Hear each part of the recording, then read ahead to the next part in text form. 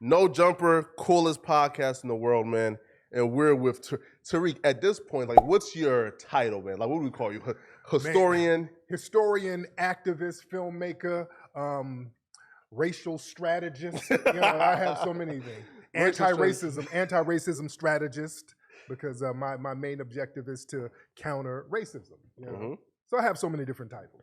Listen, all that. Historian, everything, man. Tariq Nasheed is back, man. How you feeling, Tariq? I'm good, man, and I love the new joint, man. This is this beautiful spot out here. Yeah.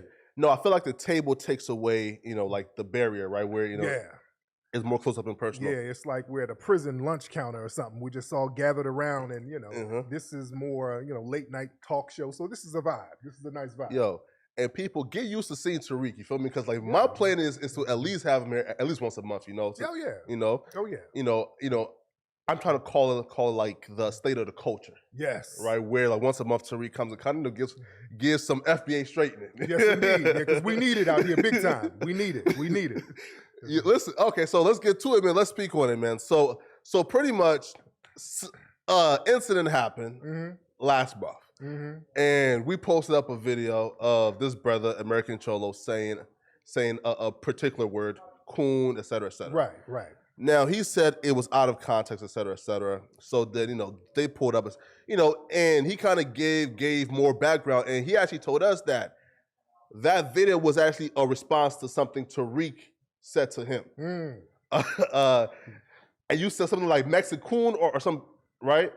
We weren't talking about him. We're just talking about some stuff in general, and we're kind of roasting. The bottom line is, dude, when you get caught being an anti-black racist, which he is, let's just be very clear, he is an anti-black racist. He has several videos where he's denigrating black society. He's talking greasy about black people. And fortunately, many people in the Latino community, they called him out for it. So he didn't like getting called out, so he threw up a bunch of smoke screens and all of this stuff. The bottom line, he got called out for his anti-black racism. And unfortunately, in that culture, there is a strain of anti-black racism within these countries down there that they bring here that needs to be addressed. Because if we're going to talk about black and brown unity, the fighting for that cannot be one-sided. It's us, foundational black Americans, usually towing the line for this black and brown narrative. It's always foundational black American organizations towing that line. None of their organizations talk about black and brown. Whenever they get something tangible for them, it's for them. We're never included. So we got to get some straightening as far as that. If we want to have a black and brown unity, it has to be a reciprocal thing, because foundational black American organizations, we've always been fighting for the Hispanic community and all marginalized people, because we don't like marginalization. We don't like any type of discrimination, any type of bigotry with nobody. We've been at the forefront fighting for that. If you look at the NAACP, they're always fighting for Hispanic issues. Even now, the Congressional Black Caucus, fighting for Hispanic issues. Hell, the damn United Negro College Fund, they got scholarships for Latinos, you see? So it's always been this one-sided thing. So instead of them bringing that racism that they practice on the black people and the black Afro-Mexicans and the Afro-Panamanians and all of the black people there, instead of bringing that racism here, learn how to get that out of the way so that we can have an equitable relationship. Yeah. Now, I do want to touch on this. So I believe a protest was done. Now, the protest came because I think American Cholo went on Power 106. Right. To, I guess, like, confront Tiger about the Ikarama video. Now, we kind of like glossed over the Ikarama video in the last interview, but can you just give one, like, when you watch that video, do you think, I guess, they have a right to be offended by the Ikarama video? And then speak on exactly like why that protest happened. Right. Now with the Ikarama video, only a few people kind of make noise about it, and the American Cholo dude made noise about it because that was kind of a way for him to kind of throw a smoke screen up to disguise his own anti-black racism. I don't think Tiger was being malicious, but Tiger was a man about it. He said, hey, if I offended somebody, my bad. I'll take the video down. That's commendable. But don't have an anti-black racist up here talking about we shouldn't get reparations as black people and they shouldn't have a black national anthem playing at games. This guy's racism is way more vicious than that video where Tiger was just kind of lollygagging around. So that was the thing. People were looking at Power 106. How are you going to call somebody racist with another racist that you're sitting here holding hands with. So that's why Power 106 got called out. One of our sisters out here organized, Connie Collins, shout out to Connie Collins. She organized the protest and made the voices known. Yeah. And that's what it was. Yeah. Now, so the Power 106 protest, like that, like kind of, that was that, right? So like, right. Is there something particular, like, again, it was her protest, not yours. It wasn't mine. Yeah. But I supported her. I supported her, but it just wasn't mine. So they had other things going on. I think they had other issues with the hiring at the station because hip hop culture is foundation of Black American culture. Let's be clear. We created hip hop, every single element of it exclusively. And when we look at the commercialization of hip hop now, especially in radio and other mediums, it's usually non-Black people running everything, and Black people get shut out of something that we created. So I think part of the conversation was like, okay, how are you gonna have a hip hop station and ain't no Black people working up here, like Nick Cannon, and they got rid of Big Boy. Shout out to Big Boy, that was my brother, is my brother. And so that was one of the complaints. We have all of these hip hop radio stations and all of this stuff all around the country, and they never have really a lot of Black people, particularly foundational Black Americans working there. Yeah. So we're just trying to take back our culture and lay claim to our culture. Yo, we would definitely have the hip hop discussion a little bit later. Okay. Right, because I seen some cooning go, well, not even cooning, but because like they weren't really Black, like Fat Joe and Busta Rhymes having, right? Yeah. But I do want to bring it back though, because I think the discussion about the word coon and why it was, I guess, derogative or wrong, that took place. But a lot of us, we really wasn't educated enough to really break it down and dissect it. Right. So could you do it for the people? Now, when a Black person says the word coon, but just like the N-word, there's different meanings to it. When a Black person says nigga, that means I'm a victim of white supremacy. When a non-Black person says that word, that means, okay, those Black people are inferior to me. So when different people use different words, it means something else. When a Black person uses the word coon, we're talking about another Black person or another non-white person who's working with white supremacy against non-white people, okay? That's what a coon is. I had a Coon Train Award show some years ago. We're giving awards to people like Jesse Lee Peterson. I love that show. Yeah, Sheriff Clark, and we got to have another one sometime next year. So we're talking about an action when we say the word coon. Now, when a non-Black person says the word coon, like Cholo and others, they're talking about all Black people. They don't make no differentiation of it. He tried to clean it up talking about, well, I'm talking about you're a coon because you don't live in the ghetto. That's racist as hell, and that don't make no sense. Not living in the ghetto doesn't make you a coon. That word coon is reserved for all Black people. You're denigrating all Black people. And dude got called out for it, and anybody who's non-Black using that word towards a Black person should get called out for that racist nonsense. See, there's a lot of racism coming from non-white society or non-Anglo, because a lot of people are people of color, but they're still classified as white. You understand? Many East Indians, Black as you and me, but if you look at their ID, it's Caucasian. They're classified as white. Kamala Harris's mother is classified as Caucasian. If you look at the birth certificate, look at the birth certificate, it's online. Yeah. You have a lot of Hispanic people, and most Hispanics are classified as white. They classify themselves as white. A lot of times they won't be honest about that, but when you look at the paperwork, they classify themselves as white. Puerto Rico, that's a Black island for the most part. About 80% of the people classify themselves as white on Puerto Rico, in the island of Puerto Rico. Wow. So you have a lot of people who are people of color, but inside here, they're white. They're just a different shade of white. So they use these white supremacist terms to denigrate us, and we're calling them out for it. Yeah. Now, I do want to kind of address that though, right? Now, now, during your last interview, like you had this statement that went super viral. I seen a lot of like the Hispanic community were like quote tweeting it, and kind of addressing you when you say there's no such thing as brown people.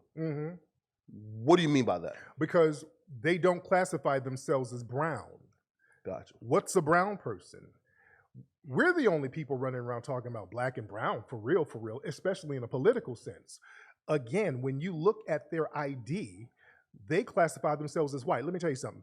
In the 1930s, there was the U.S. government started classifying Mexican people as their own race. They made Mexican its own race. One of the biggest Mexican-American organizations, LULAC, They fought against that. They fought for the right to be labeled as white. They were like, no, no, no, do not make us a separate race. We are white and we want to fight to be white. They fought for the right to be white. So don't get offended now. Your organizations wanted to be white and nobody had a problem with it. So own that. Don't play this 3-card Monte game. When you come around us, it's a person of color, but in your mind, you still clicked up with the white supremacists. A lot of that stuff happens in prisons. A lot of the Hispanic gangs in prison, they're clicked up with the Aryans and the white supremacists and the skinheads. That's very well known. Let's bring that to the table and talk facts if we're going to have a real black and brown coalition, because we can't have all of this shady stuff going on behind the damn door and then we're skinning and grinning in each other's face. If you kicking it with white supremacists, let me know so I can just rock with you a little bit different. You feel me?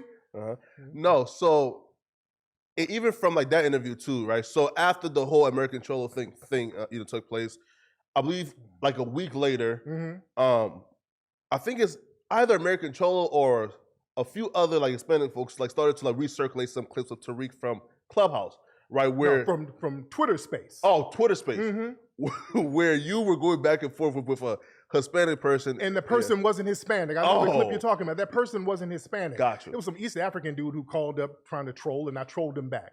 Yeah. The Twitter Spaces, those are roast spaces. We reserve that to roast each other and clown each other. They call up and clown me, I clown them back.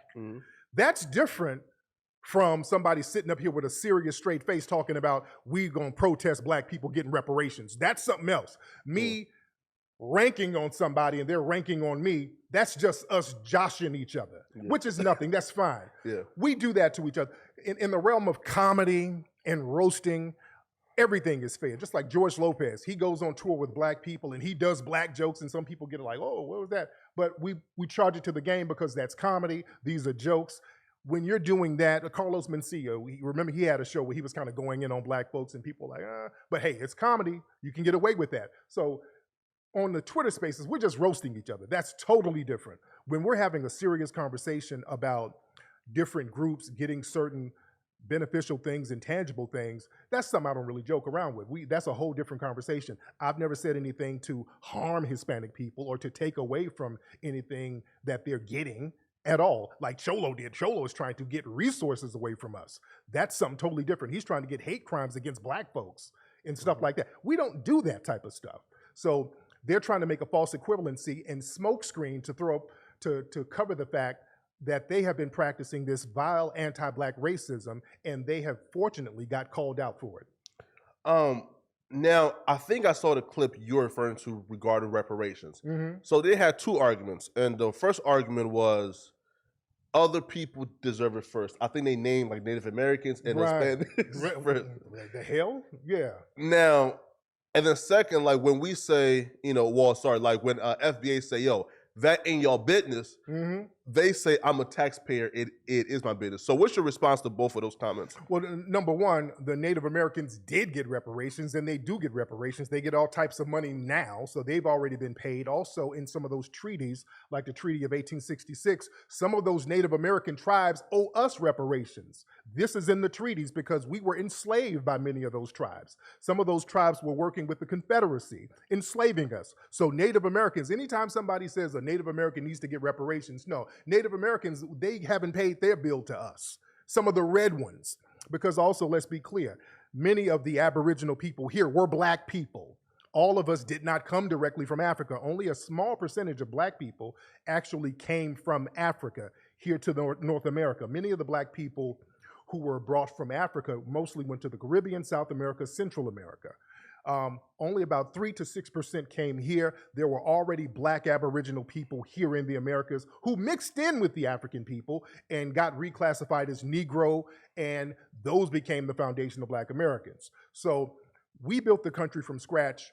We created the primary wealth of this country, so we are supposed to get first dibs at reparations, nobody else. Reparations is a black thing that foundational black Americans are supposed to receive. Yeah. Now there was also like one comment and that was made where it became like a real talking point because again, like a lot of us are not equipped to really combat this. Right. And one of those like points where that blacks sought refuge, black slaves sought refuge in Latin countries. Now, one, is that true?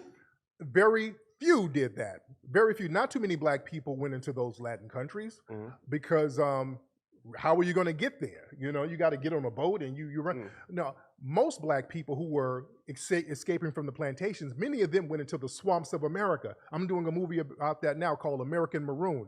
Foundational black Americans were setting up societies in the Great Dismal Swamp in the Virginia, North Carolina area. They went down to Florida. They had all types of maroon societies down there. They became the Black Seminoles, and they waged war against the United States and basically won part of the war because they won their freedom. When they were pushed out into Oklahoma, some of the red Native Americans were trying to sneak and re-enslave some of the Black Seminoles. So some of them went down into Mexico and became what we know now as the Muskogos down there. But the deal they had was to protect the border. Mexico needed some people to protect the border. The Black Seminoles were already whooping ass in Florida. So it was a reciprocal, equal relationship. It wasn't these poor, downtrodden black people going down into Mexico being saved. They were fighting off the hostile Comanche Indians, so they were helping the Mexican government out as much as the government was helping them. So we got to tell all of the history. Man, now one of the things that were being used to kind of, I guess, discredit you and prove that Tariq is a quote-unquote racist was, again, a lot of people were, I guess, quoting you, but nobody could really provide any type of video or like audio, and that was, they were saying that Tariq is supporting, I guess, hate crime against like the vendors. And that's a damn lie. Yeah. That's just a damn lie. Yeah, right. Yeah, right. So like they said, like once, I guess, like once the hate crimes happened against the vendor and you came on and asked, yeah, but like, what about this? Okay, those are people trolling. Okay, gotcha. That's just troll shit. Gotcha. And the arguments are in bad faith. Yeah. So we got to stay away from that. Yeah, of course. We got to understand when somebody's just in the comments saying some stupid shit. Oh no, American Controller said that. Okay, he's a pathological liar. He's a goddamn liar. He's a punk and a liar. He also said, I said F Mexicans. He just says anything. I didn't say nothing like that. Gotcha. But you have to lie when you don't have any real arguments. You have to throw up smoke screens and just say anything to cover the fact that you're a hardcore anti-black racist who's being called out. And that's the bottom line of it. Man, now, you know, like past the conflict, man. Right. Black and brown unity is somewhat important. It's very important to a certain degree. When it's reciprocal. Of course. Right. How do we achieve that though? We have to get people from the Hispanic community to sit down and just break it all down. You have a lot of young people on like the TikTok and certain social media. Many young people now are starting to call the racism within that culture out. See, that's how we're going to have to get to where we need to be. In Hispanic society, you have to call the racism in that community out, and the vile anti-black racism. It's deep all over Latin America. This metal a la raza thing where you're supposed to improve the race by whitening up, meaning you mate with lighter people, that type of thing. That mindset is very prevalent down there because Spain was the first country to really promote systematic white supremacy. They brought white supremacy around the world because when they were fighting the Moors over there in Spain, they had these blood quantum laws that they created when they had the Inquisition and the Reconquista, meaning we're going to get these black folks out of here and we don't want you mixing with them. And if you mix with them, you're going to be treated as an inferior and we're going to harm you and put you into the gallows just like we do them. So they were having this Reconquista where they were punishing people who had Moor's blood, if you had black blood. Moor and black were interchangeable at one point. And when they came over here, they had the same mentality. White on top, black on the bottom. So that's been infused in many parts of Latino society within those families. And it was infused there first. So the black people in these countries down there in South America, they're treated horribly. When you go down to Costa Rica, they got the black people all siphoned off somewhere. Even in Mexico, the Afro-Mexicans are siphoned off somewhere. So that has to be addressed if we're going to have a real black and brown coalition. That anti-black racism has to be addressed because it's systematic. It is not equal here. We don't have anti-brown racism. That's systematic. That's why some of these people like to point to a couple of random incidents of a black person harming a vendor. That's not systematic. Most of black society, we don't co-sign you harming some innocent vendor. In fact, when those dudes down in the hood harm these Mexican vendors, most of the time they get disciplined by their own hood. They get DP because nobody co-signs that. That's cowardly. But when something is happening to black folks, like Zimmerman, like Officer Yanez who killed Philando Castile, we don't hear anything from these Hispanic organizations saying, hey, that's not right. So what's going on with that? If we're going to have a real black and brown coalition, y'all better call out the damn Zimmermans, call out the Officer Yanezes. Out here in LA, there was a story in the LA Times last week talking about how there's so much systematic racism against black people in the workforce out here in LA with Latino supervisors. There's a real big thing where there's lawsuits all over the place where these Latino supervisors and people at these employment places are discriminating against black people left and right out here. So address that, and then we can have a real conversation. Definitely, man. Listen, now, like we've pretty much covered in all the, in all the conflicts and nonsense, but now let's get to the state of the culture. Yeah. Right? Yeah. Tariq, you have to make sense of a lot of this, man. Now, recently, Andrew Tate got banned. Now I call you the godfather of the manosphere red pill, where the art of the Mackin, bro, was definitely like influential in a lot of these talking points and spaces that we currently have right now from Andrew Tate, Sneeko, and everybody else. Now, when you see Andrew Tate get banned, first, what's your reaction to people getting banned for simply giving an opinion? And do you believe there's any type of, is there any instance where deplatforming would be okay? Now, I heard about him getting banned. What exactly was the official reason for him getting banned? They said that he broke their policy on dangerous individual/organization. So they're saying just his opinions and ideology is very dangerous to like the social construct. Like, for example, there were teachers coming out and saying that these like kids are now going back to school and quoting him and being, I guess, real mean to like their female peers, right? So they're saying that just his opinions is like really dangerous, and like his rhetoric is dangerous. Okay. Now, I don't really listen to. I heard of him, but I don't listen to him.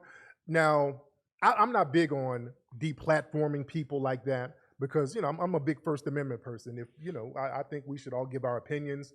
If it does get malicious, if certain groups are being marginalized. Because I've heard all types of different things, and this is why I like to hear for myself. Some people were saying that he was kind of promoting rape or something like that. Here, so what he said was, and he was on like this panel, and he said women can avoid getting raped by doing certain things, and they're saying he's pretty much putting the blame on women. Oh, okay.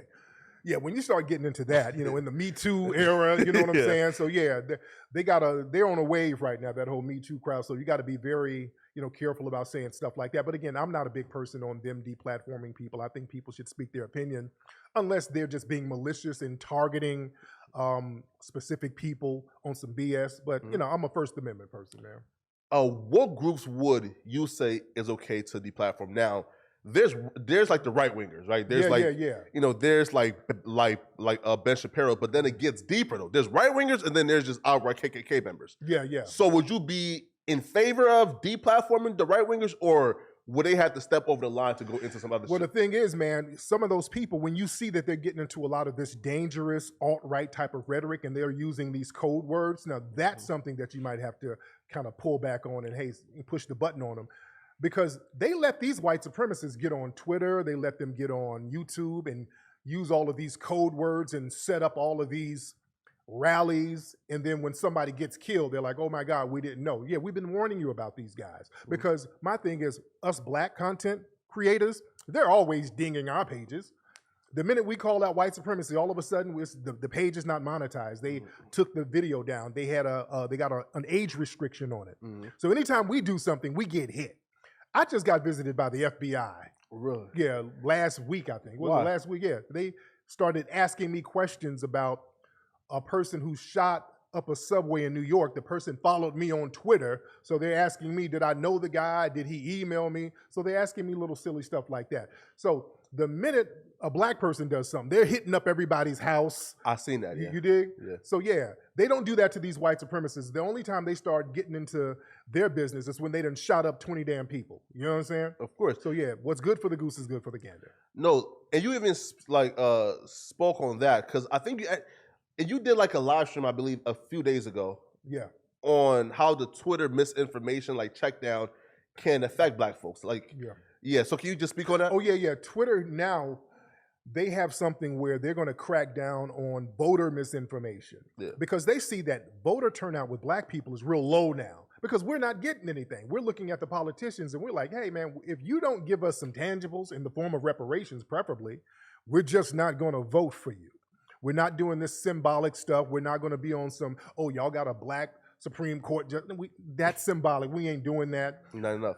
We need some tangibles. And they're doing some market research and they see the voter turnout is going to be very low now. So what they're going to do is start to target black people who are calling out the political structure and possibly banning their pages or dinging their pages for telling the truth about the electoral process, meaning we have to get something. And if we tell the truth about it, they're going to punish us. So we got to be very codified with what we talk about now. Man, now Biden just gave the streets $10,000 off that student loan.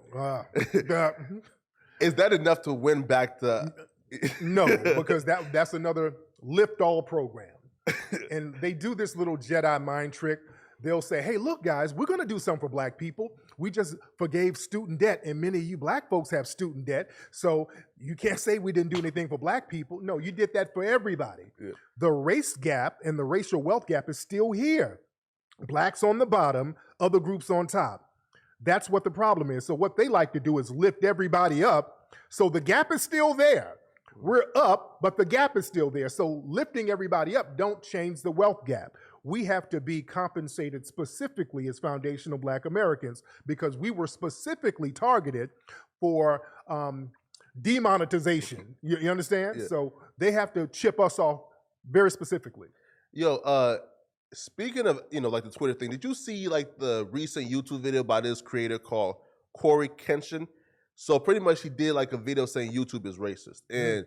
And like his examples were, so his video got age restricted. Yeah. But it got age restricted because he was playing this video game, and then towards the very end, there was a scene from the video game that, that they claim is bad.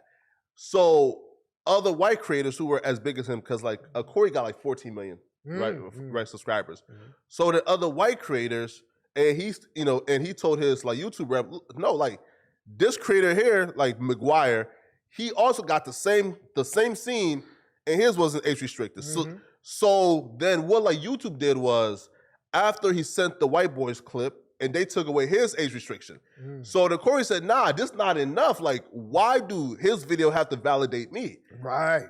So the YouTube came back and gave them both age restrictions. Oh, Lord. I kept them pushing. So do you think that YouTube got an issue with policing black creators? They do. The same people, we've been talking about this for years. Many of us black content creators, we're always getting dinged by the people who are working at YouTube.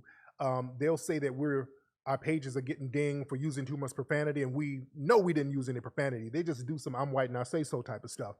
The same people who work behind the scenes at YouTube, these are the same people who are on 4chan every day typing nigga.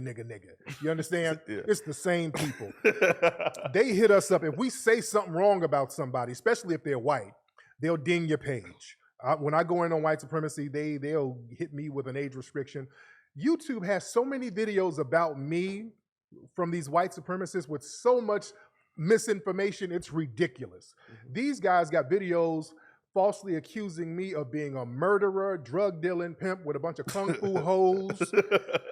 They talk about me like I'm Dolomite, if you wouldn't know any better. But they let that garbage stay up knowing that it's false information. But if we say something that's telling the truth about like white people or white supremacy, we get hit, So racism is in every level of activity that we participate in.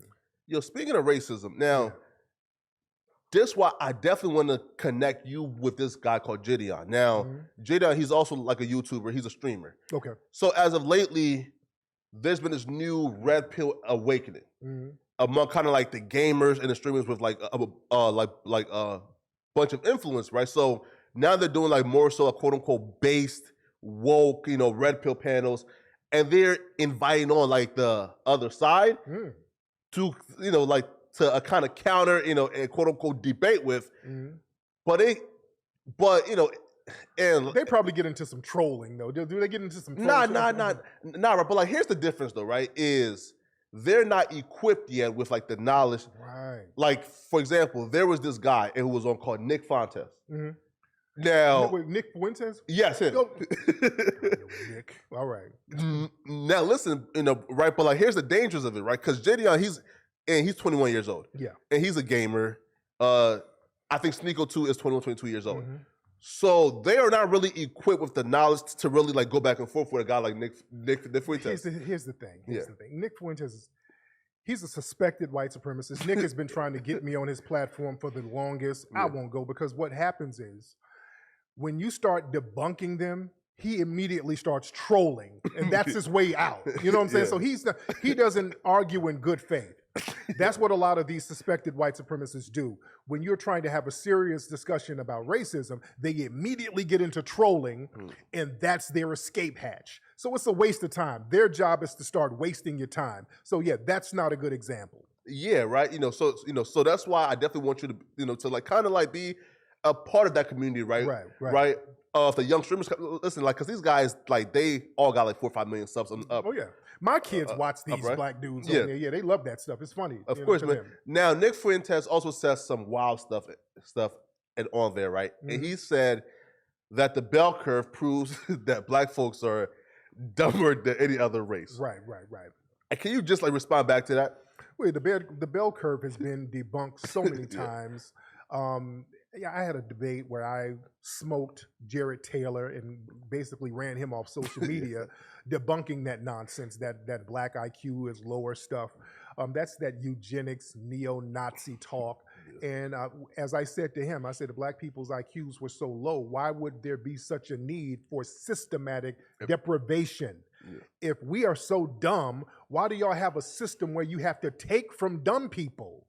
If we're so dumb, you can give us the best of everything, and we still wouldn't make it, right? Absolutely. If there's a person who has mental disabilities, you don't take stuff from that person if they are so mentally incapable. You don't create a system of Jim Crow where this person cannot get the proper schooling, the proper education. You have to house them in prisons and beat on them. Why are you beating on a person who's mentally not up to par? What does that say about you if that's the real narrative? They know it's BS. They have to use narratives like that to justify their own inferiority complex as white supremacists. So we have to know the truth behind a lot of that stuff. You see, like with Nick, it's kind of crazy, right? Because he's kind of like the one argument for deplatforming, right? Because and by the way, what's his last name? Fuentes. He's a white Hispanic. You see what I'm saying? Wow. Yeah, he's Hispanic. So is that our black and brown? Is that the black and brown coalition? You see? Yeah, because he did say he was like Mexican. Like, yeah, he's Hispanic. That's why his name is Fuentes. A lot of the dudes in the alt-right are Hispanic. A lot of the Enrique Terrio, the dude with the Proud Boys, dark-skinned Cuban. Wow. You dig? A lot of these dudes with the Proud Boys are white Hispanic dudes who have these vile views about black people. It's crazy. Man. So where's the black and brown coalition? You see, that has to be addressed. Yeah. Within their community. You dig? That's true. Well, like, and they might say that somebody like Nick Fuentes, like he's so white passing that he's not even like a part of the community no more. His name is still Fuentes. All right. True. And there's a lot of people who are so-called white passing. Hell, J-Lo is white passing if you doll her up right and do her hair right. You dig? Yeah. Back in the day, she had a negress look to a certain degree.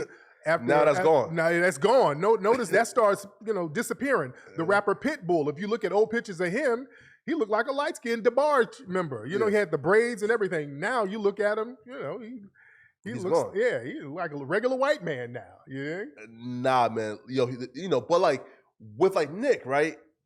Now here's where I kind of here. So like before this, I probably would have said, do not deplatform Nick. Right. Even now, I'm still like, don't deplatform him, right? But like I became, okay, he's just not funny. He's dangerous. Because when I heard her like of this clip of him saying, I'm not gonna, be bold and open when I go on these like certain platforms. I have to kind of like hide, right? A portion of like my stance because, I still have to get support. So I'm like, if he's coming into this with the intention to hide certain stances that he has that's like white nationalism, just to garner support, then why are we having Nick Fuentes on. That's the whole thing. Their whole thing is many white supremacists like Nick and other, or suspected white supremacists like Nick and others that we see on social media, especially on the 4chans, these are the losers of white society, really. I mean, some of these guys who just sitting around yelling nigga, nigga, nigga all day, these are people who really couldn't cut it. So to make themselves feel better, they say, well, at least there's another group of people that I can beat up on and society will back me up. Mm-hmm. Usually these people who really don't have any talent, what's that other guy? Louder with Crowder. He was a very unfunny comedian. Steven Crowder? Yeah, Steven Crowder, who's a failed comedian. And a lot of these suspected white supremacists, they tried to do other things and they failed miserably. And they understood, hey, there's a little market of white supremacists that you can pander to by spewing anti-black racism. Mm-hmm. So what the Nick Fuenteses and the Crowders, these guys spew that anti-black racism. They monetize these platforms. There's a loser contingency that sits up and hate on black people all day, and that's where they get their little trinkets from. So that's all it is. It's just a little jive-ass money grab. Now, who are the closest allies to black folks? Because when we even speak on this, like we speak on a lot of other races, I guess, like going against, right? But who's the closest allies? Now, I watched Hidden Colors one where it spoke on like the Sand tribe, like the super tribe, where it's kind of like the Asians are kind of like descendants of them, right? Because they got the same like facial structure. Yeah. So are the Asians our closest allies? Like, who's the closest allies of black folks? No, Asians, no, they do not ally with us. In Asian culture, they go out of their way to not do business with us unless it's us buying from them. Yeah, there's something that's hardcore in their culture. You don't ever patronize a black business. And the anti-black racism over in them Asian countries, it's just as bad as the anti-black racism in the Hispanic countries. And as we see now, when Peter Liang a few years ago shot a brother named Akai Gurley, Peter Liang was an Asian cop. He shot this innocent brother. The Asian community got together to support him.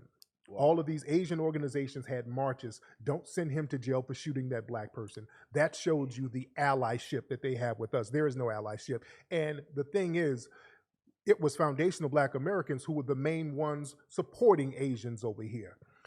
During Vietnam, there was, and even World War II, you had the Yellow Peril, where white society was demonizing Asians. They were portraying Asians with the eyes and the buck teeth and all of these very negative stereotypes. It was foundational black Americans saying, hey, no, don't harm these people. Remember, Muhammad Ali, that man risked his career to shut down the whole thing about the Vietnam War. He said, I'm not going to go over there and harm those Asian people. They didn't do anything to me. Those are my brothers. This foundational black American he was on the top of his game, put his career on the line to not harm Asian people. None of them would do that for us. They wouldn't do that for us. The Black Panthers were going over there. Hey, leave these people alone. This war, this is an unjust war. We were fighting for them. When Asians came over here, we were the ones supporting those karate movies in the black community. Come on, we see that you're marginalized. We'll support your movies. When you bring your businesses over here, they were going to black neighborhoods. We were supporting their businesses. When Bruce Lee came over here, white people weren't messing with Bruce Lee. He was up there in the Bay with black people. His first students were black. You see? Yeah. We were rocking with them, and we still patronize their businesses. We're their economic base. You go to any nail shop, we're the economic base. It's never reciprocal. That's not an allyship. That's exploitive when it's not reciprocal. We don't really have allies. So a lot of us are waking up now saying, hey, man, we can't keep having these one-sided relationships with all these other groups who we create an economic base for them, and then they turn around and then attack us. So we're getting some straightening going on with that. You see, like the Asian argument is kind of like, it's like back and forth because, and you got the quote-unquote Asian hate crime bill where people are saying that they are in, oppressed minority, but then you have like these like stats coming out where they're doing so well, right? Yeah. So would you consider Asians an oppressed minority? They are an oppressed minority, but the thing is, you got to understand this. White society, the white supremacists, they create these buffer groups, you see, and white has to be on top, black on bottom, and then they elevate white Hispanics, white Middle Easterners, and then right above them, the Asians. They've always had, especially the white supremacists, this somewhat allyship to a certain degree with Asians as long as they practice anti-black racism too. You see, that's why a lot of people, when they get over here, the first thing they start doing is yelling nigga, nigga, nigga. They come over here with their anti-black racism jokes in order to get in good with the dominant white society. So that's the thing, man. We have to understand the buffer. We're not equal as minorities because we think black people, we got this thing where y'all not white, so you must understand white supremacy is a problem like I understand it's a problem. Other people don't think like us. Other people don't have a problem being number two. You understand? We don't want to be number two. We don't want to be on the bottom. This is why everything we do, everything we create, we try to rise to the top and we have to be pushed back down to the bottom. Other groups have no problem being under white supremacy, and black people need to realize that. Now, when y'all don't want to be under white supremacy no more, let's talk about some real coalitions, because these coalitions are not real coalitions. You have all of these other non-black groups and non-white groups really trying to assist the white supremacists against harming us. That's where we get the Nick Fuenteses and all of these people from. No, listen, absolutely. Now with the Asians, so I believe they have the highest medium income for per household, right? So they're not being oppressed in the income division because they're good, right?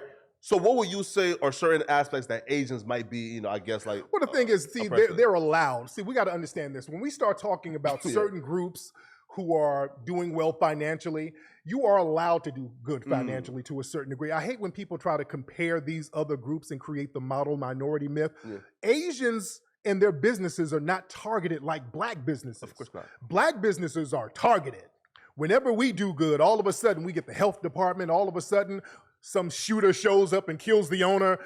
When we start doing good, we get all types of fines and certificates and all types of political injunctions thrown on us all across the board. In the Asian businesses, they can be serving rat meat, bat stew, all types of stuff. They never get shut down. The place can be dirty, filthy. They never get shut down. They never get fined. They're allowed to run these businesses as janky as they want to run them for decades. So it's a different dynamic. They are allowed. And also, many of their businesses are allowed to have illegal activity go on in them. Those massage parlors, they're in there doing something strange for a little piece of change. You understand? Absolutely. So we know what goes on in these spots, but they are allowed. The key word is allowed to do this stuff. Man, listen, absolutely, man. Now, let's actually, switch gears, right? So, Fat Joe, Busta Rhymes, there's this discussion. Now, I actually seen your live stream last night. Yes. Brilliant live stream, man. Thank you so much. Thank you. Again, for folks who don't know, go to Tariq Radio, right? Tariq Radio, right here on YouTube. Tariq Radio. Man, brilliant live stream, man. Now, I'm not even sure if that live stream was a direct response to Fat Joe and Busta Rhymes, right? But... there's been this whole debate recently regarding the origins of hip hop. Now, Fat Joe came out and he recently said that Latinos, in the Bronx had 50-50 hand in creating hip hop. Even Busta Rhymes said hip hop was created by Puerto Ricans and blacks. So what are your take? Why are people trying to lay claim to hip hop? Right. That claim Fat Joe is making is absolutely false.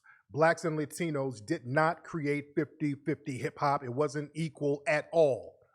Not only that, because Busta Rhymes, he's going around here saying, well, hip hop started in Jamaica and Jamaicans brought hip hop to black people here in America. That's a damn lie too. Not only is that a lie, there are zero influences from Caribbean culture on hip hop's creation. Zero. And absolutely no correlation with Latino culture, Puerto Rican in particular, to the creation of hip hop. Just zero. Hip hop is a foundational Black American creation. It comes from foundational Black American culture. All of the elements of hip hop were already there. The dances that would become breaking, you had dancers in the 50s, 60s, 40s, 30s. Hell, there's footage of black people dancing in the late 1800s doing moves that would evolve into breakdancing moves. We were already rapping. You had people like Pigmeat Markham doing records in the 60s where he's rhyming in 4-bar increments, which is what rap music evolved into. you also had DJs in the Bronx who were extending breakbeat records before Kool Herc, and that's not to take anything away from Kool Herc because they like to say he created the break extension. No, you had Grandmaster Flowers, Pete DJ Jones, other DJs extending breaks. Graffiti, that was started by a Foundation of Black American in Philly in the 60s named Cornbread. Tagging your name around the city in an artistic fashion. That's what graffiti came out of. All of the elements of hip hop was already there. Had nothing to do with no Puerto Ricans, nothing to do with Jamaicans. They try to put it on Jamaicans because Kool Herc is Jamaican, but Kool Herc, when he came over here, he was becoming Americanized. He was doing what he saw the foundational Black Americans were doing. These are his words. He didn't play reggae music. His words. He said he didn't play it. So when people lie on him, we just pull up his quotes and his interviews of him saying, nah, I wasn't playing that stuff. Hip hop is a 100% foundational Black American creation, and the Latinos, when you talk to some of the early pioneers, they say, well, no Latinos out here breaking with us in the early days. The Latinos weren't at these jams with us.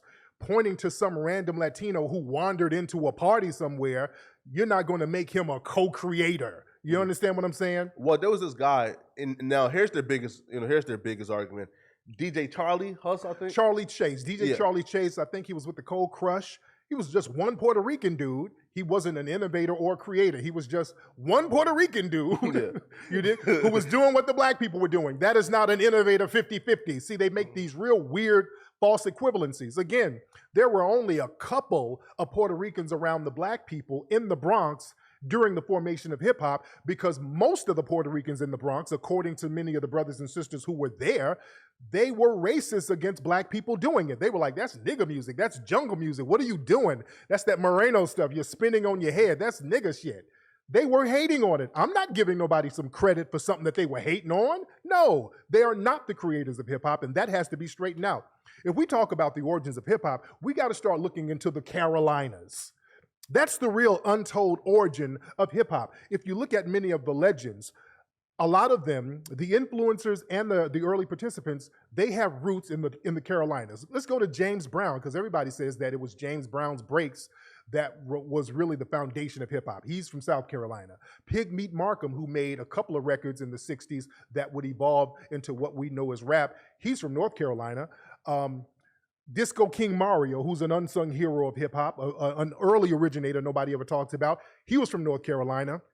DJ Coke La Rock, MC Coke La Rock, Kool Herc's MC, his family's from North Carolina. Grandmaster Cass, his family's from South Carolina.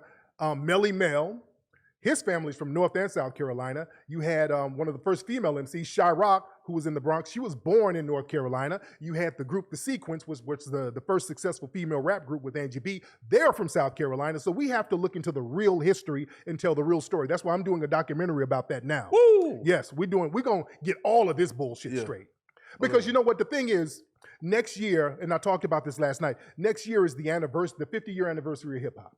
That's why everybody wants to. That's why everybody's really laying claim now. Gotcha. Everybody's laying claim because there's licensing deals all on TV. Also, 2024, breakdancing is going to be in the Olympics. Wow. See? So hip hop is going to be all over. It's going to be a mass commercialization of hip hop. So you got these people trying to lay claim now. So when they start coming to the hip hop experts, you're like, hey, look at me, I'm Latino. We started it, so come to us, give us some of those endorsements. So this is a money grab and they're trying to get in early on it. We got to give props to the real pioneers of this stuff. Yeah. Now, speaking of hip hop, there was a viral thing going on with this rapper called Swifty Blue. Yeah.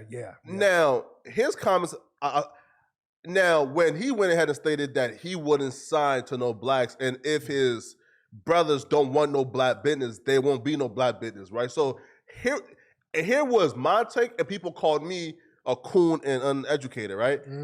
I said, as black folks, I would want our mindset to be exactly like his. Meaning, we not signing to the white man. We not signing, right? Like we're holding that wealth from within. So when I see him having the same mindset, I'm not really too put off about it, right? Because I wish that a Drake would have that mindset, a Wayne would have that mindset, a Jay-Z would have that mindset. Here's the thing. Here's the thing with that Swifty Blue thing. That again, that goes into that anti-black racism. That ain't got nothing to do with the white man, because Swifty Blue will sign with a white man. They have no problem. He would go sign with a white man. The problem is doing it with a black man. That's anti-black racism. That ain't about ownership. That's about that anti-black racism, and folks rightly called it out. You see, again, ain't gonna be no black and brown coalition until that type of anti-black racism is dealt with. But black people, we wouldn't have no problem signing to a Hispanic person who's running a label, because there are Hispanic people in some of the music labels right now, and we're doing good business, that's fine. We ain't tripping on that. But only when it comes to working with a black person, then all of these little hang-ups and all of this stuff pops into play based on anti-black racism. There's always this thing where you're supposed to economically undermine black people. We're supposed to support everybody, but they are not supposed to support us. That has to change. Yeah. But speaking of hip hop, let me get to the AI rapper FN Mika. Wow. Yeah. Okay, so what was your first, I guess, reaction once you once he came on your radar? Yeah, when I saw that, I said, this is like a robot Takashi. Yeah. Okay, they got this person up here clowning, and I said, I already know where it's going. And right when I thought that, I saw it was yelling nigga. I said, okay, so they had a robot coon. This is basically a robot AI coon to do all the dirty work for the white supremacists. And they can say, well, at least it's a robot. It's AI. I don't have control of it. Yeah. So they always do that. They program certain machines and apps to do certain things, and they infuse it with racism. You know, some of these automatic cars that they have, they did a study, and they showed that many of these automatic cars, these self-running cars, percentage-wise, they run over more black people. How the fuck does a robot car run niggas over if somebody didn't program that shit to do it? You did? You know what I'm saying? Yeah, of course. So yeah, they program this stuff in, and then they kind of step back. Oh God, what happened? The car ran over 8 niggas? Oh God, we have to tweak something in the battery. No, they programmed it to do that type of shit, man. So that's what it is. Man, yo, speaking of that, have you seen that funny ass video where it was like the turtles, and like they put like a white like a white shoe hair, and the turtle would be fine, and then they put like a black like Air Force hair, and turtle would like just like attack the black shoe. I haven't seen that. Oh man, I haven't seen that. Yo, it's hilarious. I have to, and they probably put something in the shoe to make it do that. They probably put some food or some shit in there. Yeah, white supremacists love doing little weird shit like that for TikTok views. You know? Man, now right with the AI, you know, with like FN Mika. Now, do you fear though that if these AI rappers become a thing, that might like also, like for example, like that might kick out, like, you know, like for example, if Columbia Records could just program a rapper to say nigga and make so again, because like that, like, you know, like that AI rapper made its like own songs. Yeah. Do you fear that might take away from blacks? Yeah, absolutely. That's what they want to do. They want to do that. In the last movie I did, Buck Breaking, we talked about transhumanism. They got this thing where they're going to try to mesh humans with AI, with robots. They've been working on this. Elon Musk, a lot of these people have been working on this. And this is exactly what they're doing. You can control robots infused with human characteristics. You can control that easier. An AI rapper, if you program it, you get somebody to write the songs and just give it to some robot or some AI. This AI rapper, they're not going to branch off and start their own label. They're not going to use their fame against the power structure, like a lot of black artists would do. Like Michael Jackson, that man used his fame to go against the system. They don't want that. The AI rapper is not going to come up there yelling about where's my royalties. You dig? You can control that because that's something that you created. You created your own robot. So yeah, that's where they want to go with this. This is why they're taking the soul out of music. Music don't have the same soul and the same energy it had. That's why they programmed, they got all of this stuff where everybody's singing with auto-tune, rapping with auto-tune. There's not really a spirit in the music. And if they keep doing that, you won't know the difference between somebody singing with auto-tune or an AI robot rapping. Absolutely. You know? But speaking of buck breaking, there's been this new, I guess, kind of theory going on, whereas, you know, men in 2022 are being fed these like images and being programmed to be more feminine. One, do you think that men are being pushed in a direction of being more feminine right now? Mm-hmm. And two, if they are, what's the overall goal of it? Because it just can't be just to like make niggas gay, because there has to be a step 2 and 3. Mm-hmm. Once we make them feminine, now what? Yeah. The VMAs happened last night. There were so many dudes on the red carpet with dresses on and skirts on, and dudes on stage kissing. Bad Bunny. Yeah. So it's not a conspiracy. This stuff is really going on. You see it all over with Disney shows. They got stuff on there that's so inappropriate for kids. They're starting off with kids. They want to emasculate men because you can control an emasculated man. He's not going to be a domineering thinker. If you can effeminize a man and make him more feminine, you can control that man, because that effeminized man, if you're effeminate, you're going to look for a domineering masculine figure, and that would be the state. That would be the corporations who tell you, this is what you need to do. You need to do this. You don't need to do this. You need to put down your guns. So yeah, you're going to look for a masculine figure if you're already effeminized. So that's what they want. You can control effeminized people better. No, man, facts, right? Yeah, like, so after like I watched like butt breaking, again, there were some YouTube coons talking about butt breaking never happened, was the thing. Now, it's funny enough because the guy who was kind of like combating like your video, yeah, he calls himself a rainbow pastor, right? He's a right. So he's is he white or black? Black. Okay. A black rainbow pastor, and he was saying there's no historical proof that butt breaking ever happened. Okay, it is proof. You can look at the diaries of Thomas Thistlewood in Jamaica, where they talked about sodomizing the black males, and also some of the stuff that, because he's one of the few slave owners who actually talked about what he did and what was done on the plantation. They had something called Derby's dose, where he would get one slave to defecate in the mouth of another slave and then sew the mouth up and keep the defecation in the mouth for 2 or 3 days. The shit that they were doing on these plantations, just the sexual thing, that's lightweight compared to some of the other stuff. You think these folks weren't raping these men on these plantations? Of course they were. They were doing it in Africa. We talked about that in buck breaking. See, when we talk about buck breaking, a lot of the trolls and the white supremacists have a problem with the film because we went into white supremacist culture. We went deep. We went all into European culture, the Greco-Roman culture. If you go over there now, you see them bending each other over. The men, zesty. Yeah, they were doing all types of stuff to each other over there. The minute they got in contact with the black people around the world and started to conquer, they started to sodomize the men and sexually exploit the women. But the thing of them sodomizing the men and sexually exploiting the men, that's something that's never talked about. Even when the white Arabs went into Africa, they were creating eunuchs of the men, castrating them and using them as sexual concubines. So this is very well documented. See, buck breaking is not just what happened on the plantation. The buck breaking happened all across the board throughout European history in contact with black people. And the buck breaking is still going on now. Even when they were lynching black people, that was a homoerotic thing within itself. All of these white males gazing at a naked black man hanging in a tree, fighting with each other on who gets to cut his genitals off and take him home. You see? Yeah, that's nasty. So you think these folks weren't raping people on a plantation if they're doing all of this other stuff on film?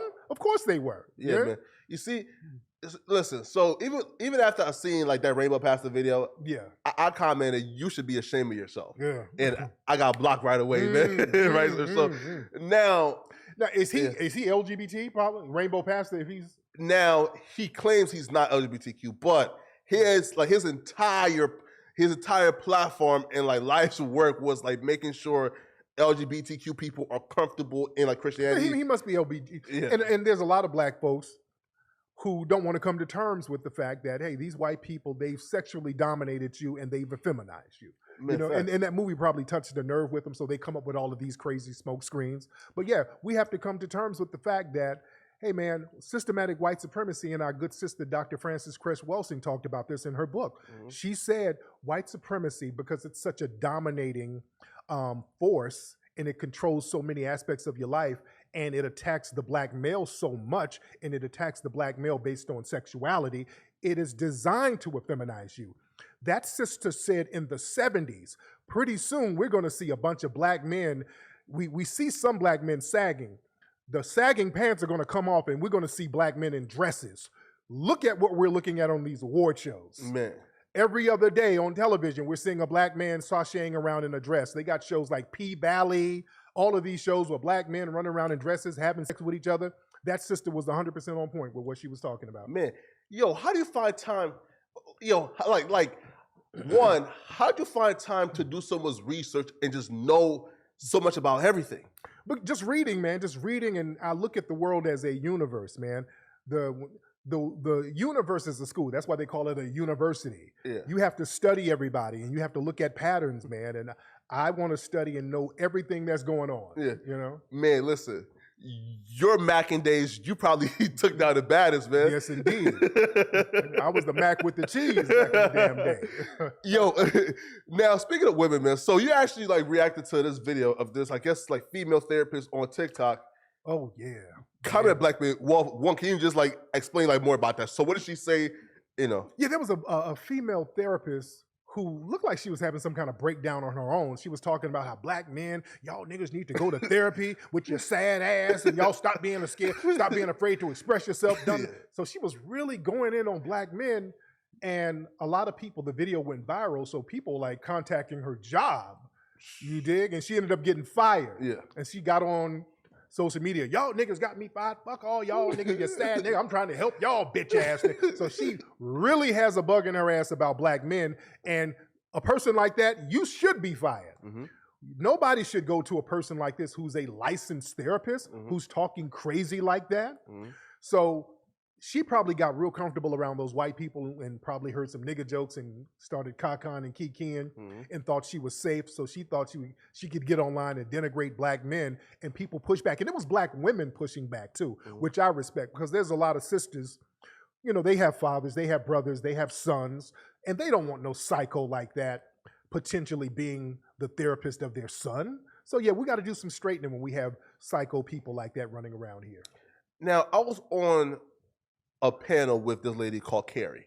Okay. And on the panel, she says, black men have done nothing but hurt us. I feel more safe around a society being ran and led by Asians. Now, when you hear that, first off, I can't even intellectualize that mm-hmm. bullshit. But when you hear shit like that, what's your first reaction? Number one, that sounds like a person who's non-FBA. Number one, when they start talking like that, that's a person probably from some country where Asians are over there dominating already. You know what I'm saying? I can almost guarantee it. The foundational black American woman wouldn't say no stupid shit like that. So a lot of people, and we go into this too, we got a lot of people who are black, but they're non-FBA, and they come over here with a lot of their insecurities that they try to project onto us, mm-hmm. because they couldn't handle those things over there back in their homeland. If you go to Africa in certain parts, and I know you're from Liberia, yeah. right? In certain parts of Africa, man, you got Asians over there running, and they're the minority, and they're over there smacking folks around. You know what I'm saying? In Kenya, I saw some shit with some Asians. Sarah Lode, yeah. I'm talking about kicked the nigga, whooped the nigga, took the metal hat off and kicked him off. So crazy. When these women see their men get beat up by an Asian minority, they come over here like, hey, I want to get with some Asian men. So yeah. That's something that they need to fix back home. Yeah. You dig? Man, definitely, man. Yo, Tariq, man, listen, it was a pleasure to have you, man. Yo, listen, indeed. I'm trying to do this at least every month. You feel me, man? Right? We can do that. Absolutely. Yo, listen, man. So one, what should folks look out for? I think you just said you actually got a hip-hop documentary coming out as well. We're going to start working on that next month, man. We're trying to come up with a name for it. Mm-hmm. Y'all in the audience, help me with a name for this new documentary talking about the real history of hip-hop, mm-hmm. Where it really came from, none of that Jamaican Latino stuff. None of these lies. We got to stop that stuff because it's disrespectful to foundational black American culture. So we're going to start working on that next month. Right now, we are finishing up on the American Maroon documentary. That's almost done. Mm-hmm. That will be out probably early next year. The museum, the Hidden History Museum, we're working on closing the deal on that now, and then we're going to start the renovations of that. We got a museum out here in Los Angeles that we're getting, where we're going to have real history there. So we got a lot of stuff going on. My book, Foundational Black American Race Beta, you can get that on Amazon or officialfba.com. Yeah, man. Yo, even with the museum, man, bro, again, another panel, I had to tell, again, a great friend of mine called Stargate. Mm-hmm. I said, bro, It's been less than a year, like if that, bro. Like, why is it like when black folks give their money to white folks, it's like they are patient as a motherfucker. Yeah, real talk. Real talk. But the black man who has a history of delivering on projects who are funded. Again, like you have done fundraisers in the past before, and you've always, every single project. Why are Negro so impatient? It's really a bad faith argument. Again, usually, and we got a running joke about it, like, hey, where's that museum nigga? Because usually it's non-FBA dudes doing that. Yeah. It's a lot of even when we were doing the crowdfunding last year, we didn't even get the money yet. They were like, where's that museum nigga? I said, oh Lord, y'all. It's trolling. Coons. It's just coon troll shit because a lot of them feel insecure that foundational black Americans, us in such small numbers, got that much money in such a short period of time. Yeah. And over where they're from, it's a gazillion niggas, and they couldn't get on code and get shit popping like that. So that's a jealousy thing that they need to get over. And they need to start getting on code back home. Man, here, like, you got one of the biggest haters in the world, and he's this nappy Jamaican nigga. Again, I'm not calling him Nappy because, like, that's his name, Nappy. Oh, wow. I've never heard of him. Bro, listen, get the hate out your blood, man. But Tariq, man, it's been a pleasure, man. Man, my man. No Jumper, coolest podcast in the world. We're out of here, man.